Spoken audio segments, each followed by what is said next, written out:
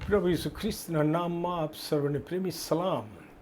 ગીતશાસ્ત્ર 74માંથી આપણે શીખ્યા કે ગીત કરતા ઈશ્વરના શત્રુઓએ ઈશ્વરના લોકોની કરેલ સતાવણી અને પવિત્ર સ્થાનને કરેલ વિનાશક નુકસાન વિશે ઈશ્વરને ફરિયાદ રૂપે પ્રાર્થના કરે છે. પણ છેવટે ભૂતકાળમાં અનુભવેલ ઈશ્વરના વિશ્વાસુપણાને યાદ કરીને ગીત કરતા વર્તમાન કાળની વિકટ પરિસ્થિતિમાં ઈશ્વર પરનો પોતાનો અડગ વિશ્વાસ જાહેર કરે છે.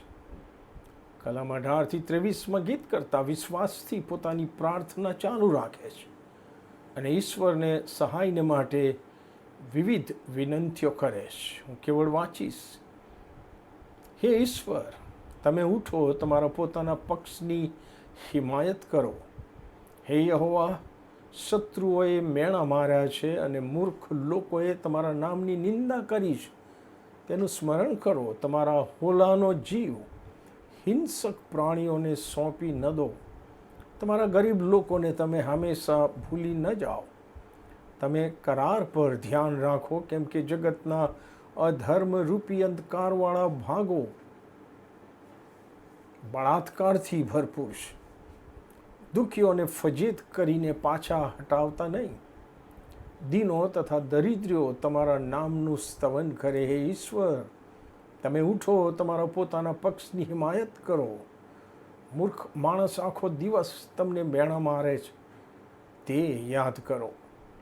તમારા શત્રુઓની વાણી અને તમારી વિરુદ્ધ બંધ ઉઠાવનારાઓનો ઘોંઘાટ નિત્ય ઊંચો ચડે છે, તે તમે વિસરશો નહીં.